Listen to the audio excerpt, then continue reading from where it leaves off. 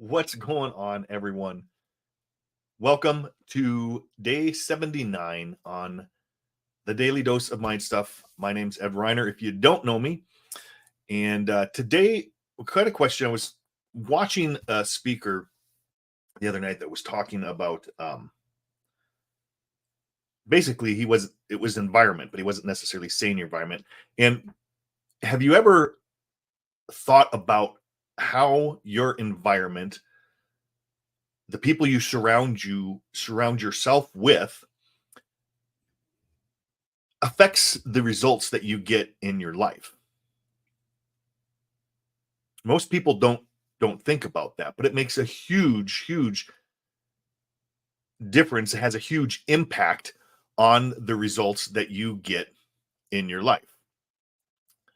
And to explain this a little further, we'll go in and look at the stick person over here to really get a good idea on how this works.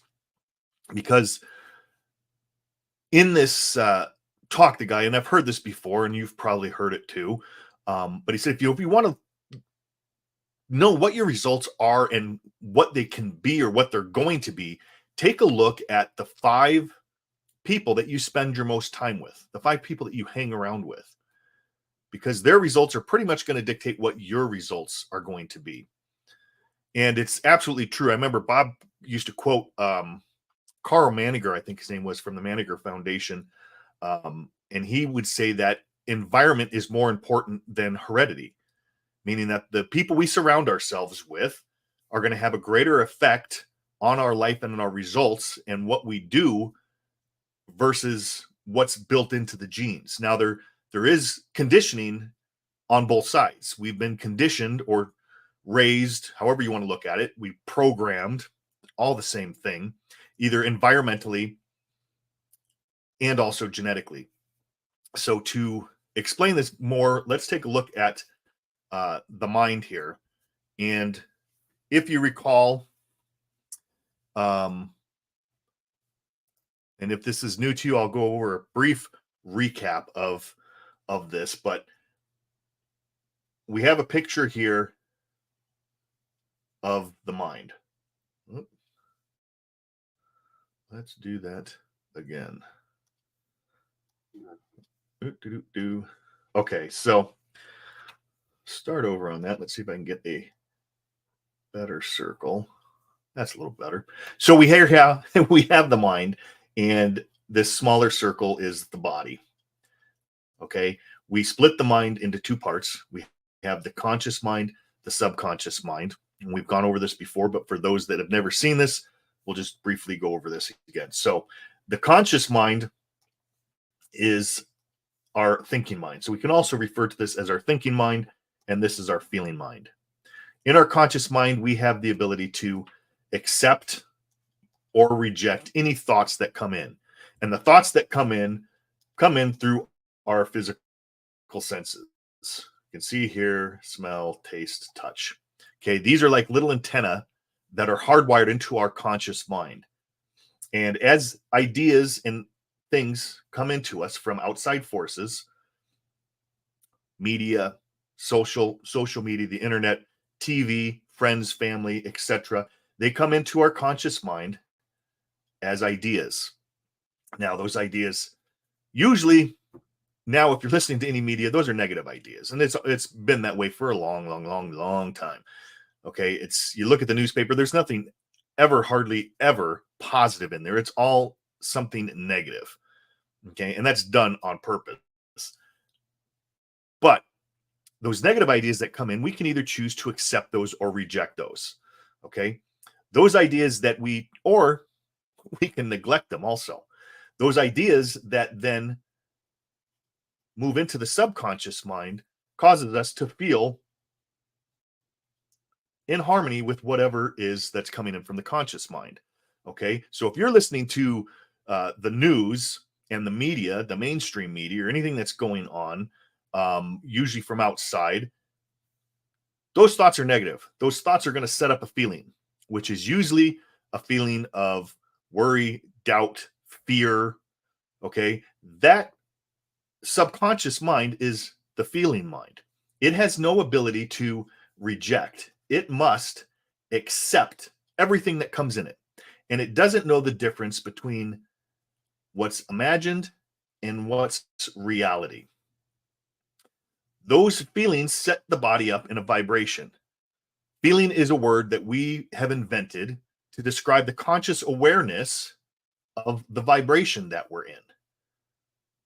Make sense so far? Those vibrations, when we sets up in the body, those vibrations cause our behavior and our actions.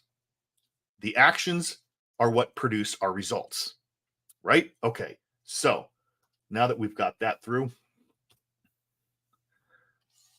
let's cop this all out. Now, when we were born,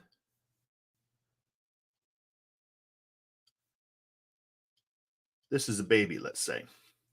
When we were born, our conscious faculties weren't developed yet. We had no conscious mind developed. It was all of our subconscious mind. It was wide open.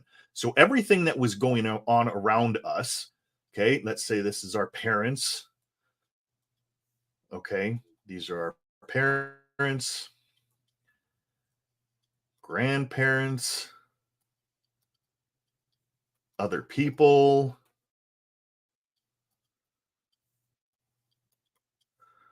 anything that was going on around,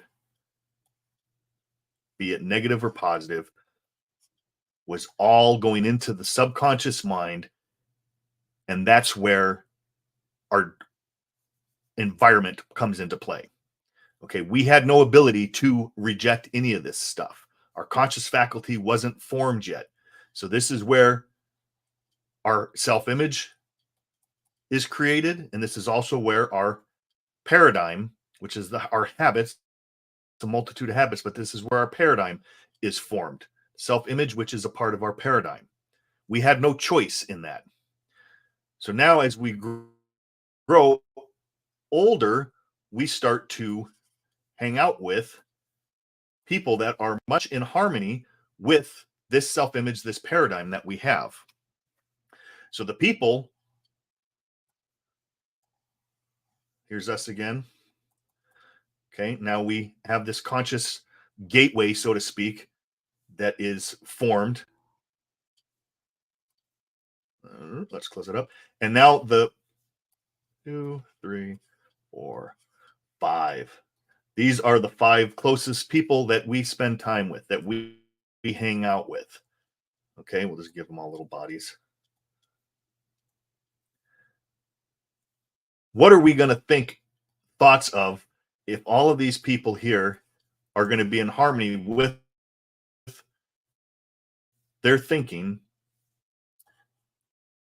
the thoughts, the ideas, the things that are come in? Now, whether those are negative or whether they're positive, those are going to come in to our conscious mind. Majority of the time, people are not going to accept or reject them. They're just going to neglect them. And those ideas are going to come into the subconscious mind. So Earl Nightingale used to tell a story of environment, was talking about this very thing. And he would say that it's amazing how you can go down into any neighborhood and you'll see, let's say you go into a really nice neighborhood, all the lawns are well manicured, well kept, the yards are nice and landscaped. Then you go into a neighborhood that is in shambles. There's cars in the yard, weeds everywhere, and those are the places where the people, maybe they're not working on